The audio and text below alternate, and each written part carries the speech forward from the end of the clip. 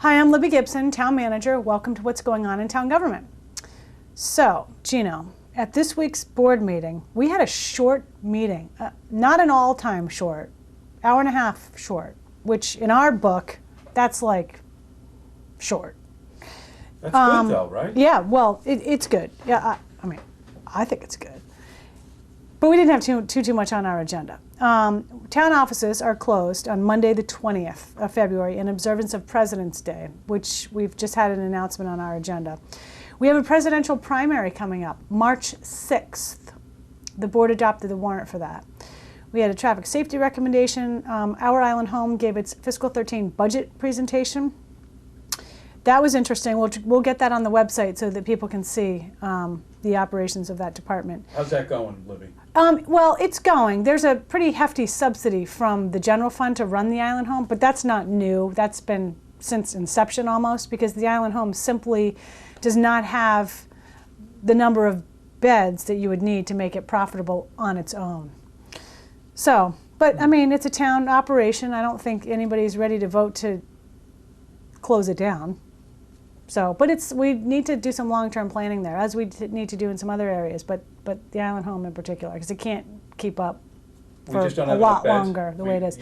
We have 45 beds, and in order to make it sustainable, you need more, but off-island you need more. Here, do we need more? Or would we fill them with the model that we have? Doubtful. So we've got to look at the model, we've got to look at the building, we've got to look at options.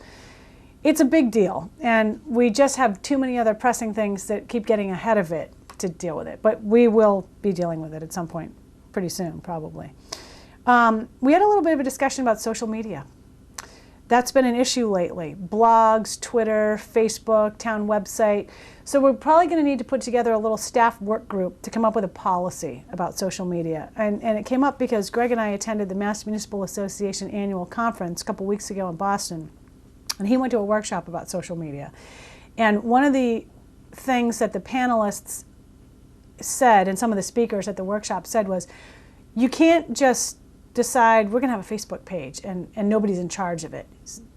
For liability and other monitoring reasons, you really need to have a dedicated person to oversee it. And we don't have one. So we need to work on that. So that's just another thing. We had a little report from the Cemetery Commission Chairman, Alan Reinhardt, and he talked about their mission statement and a task list. And that was kind of it for yesterday. Next week, we have a bigger agenda. We've got some real estate issues. Oh yeah, the big thing is we're going to be reviewing a modeling report of Nantucket Harbor. Nantucket Harbor has had a Mass Estuaries Project report issued on it, and there's a TMDL that's been established, total managed, what does TMDL mean again? Total managed daily load, which is the amount of nitrogen that you're allowed to have in your harbor, parts per million or something like that.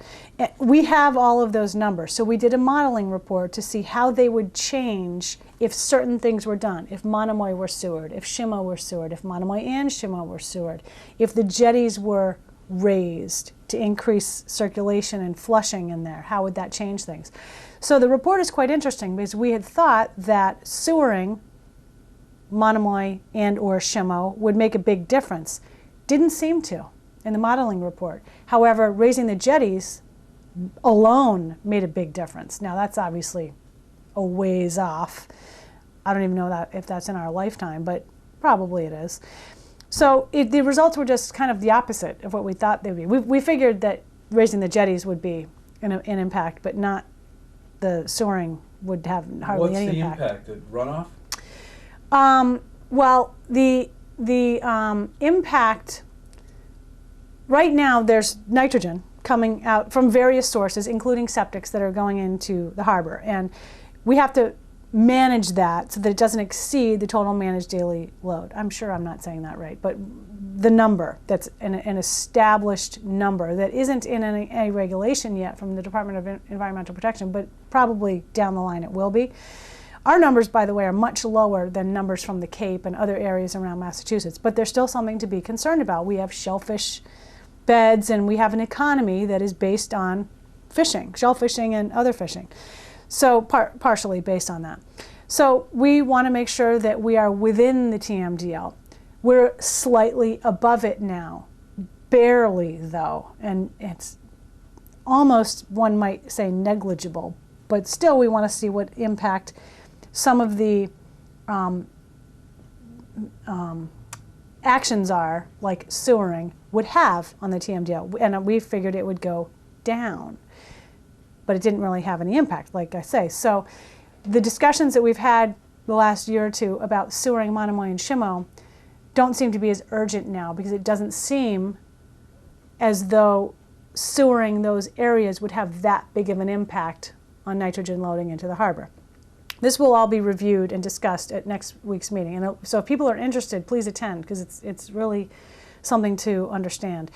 It's also posted on the website if you want to take a look at it.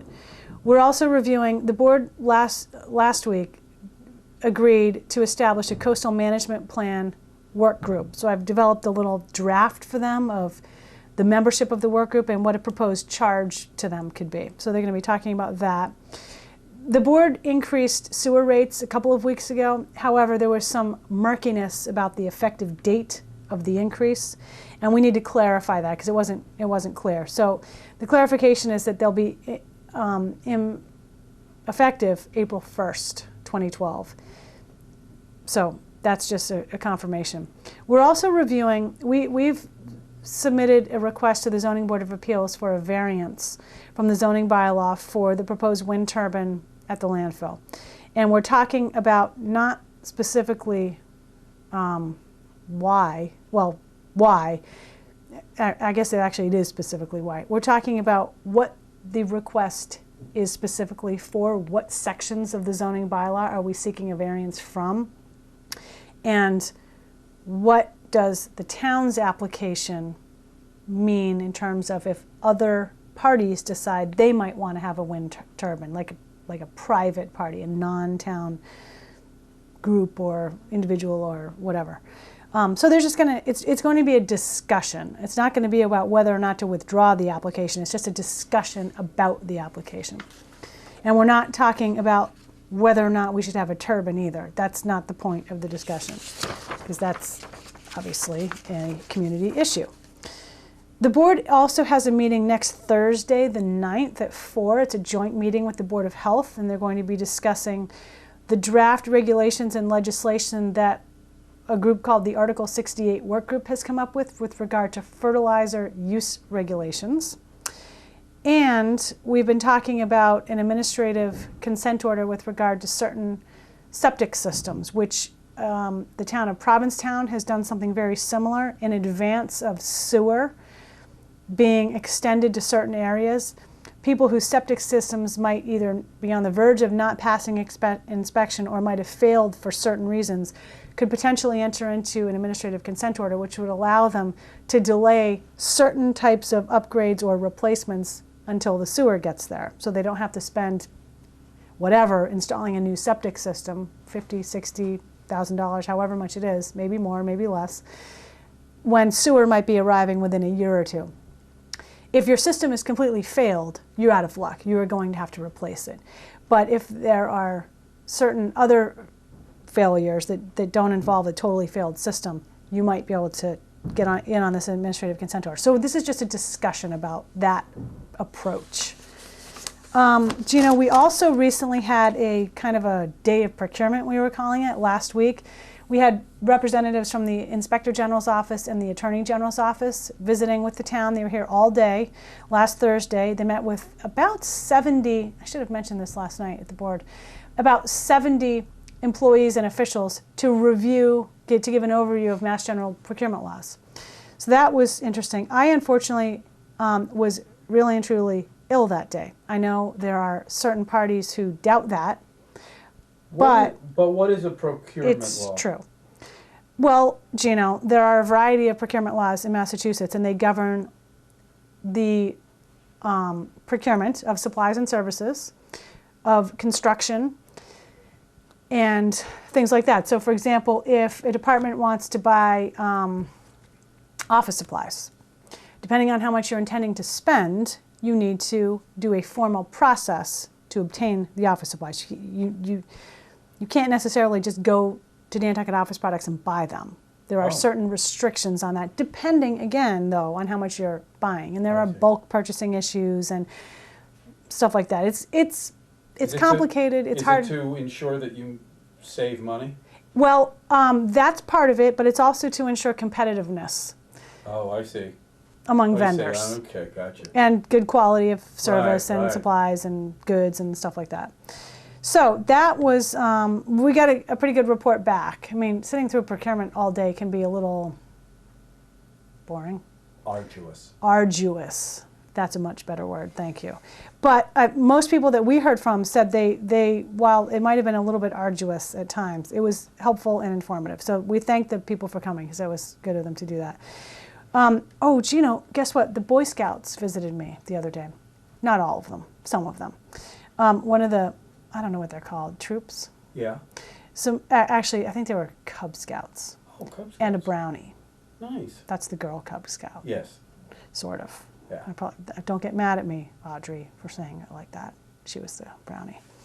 Anyway, they came and visited. They do this every now and then. They like to see, they're getting a badge. They're earning their civic service badge or something like that. So we took them through the building. The chairman was here, Mr. Atherton. That was really nice. And one of the candidates, actually, for selectmen. So they got to meet a real live candidate and the chairman of the board. We went around to the different offices. And one of their questions was if my shoes hurt my feet. Yeah, they were kind of pointy. So they thought maybe, yeah, it wasn't really about town government.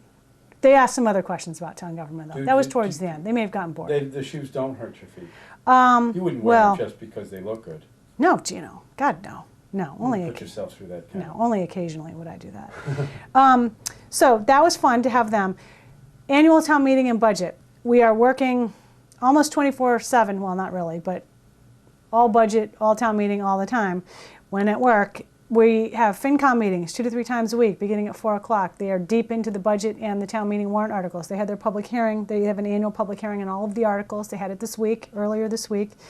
Pretty good turnout, I thought, actually.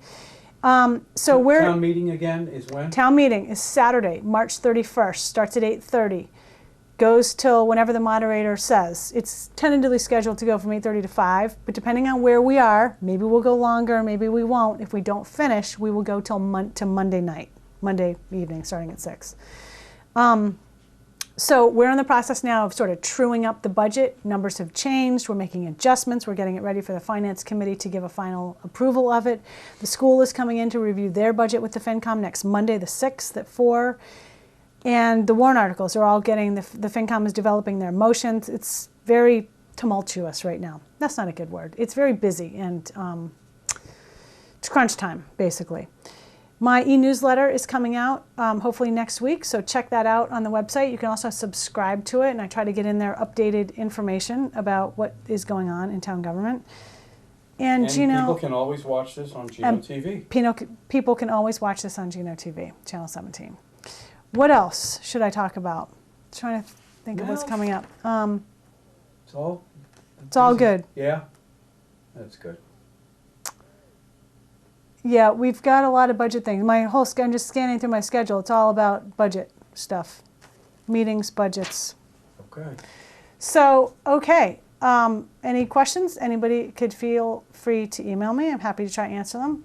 Thanks very much. See you next time.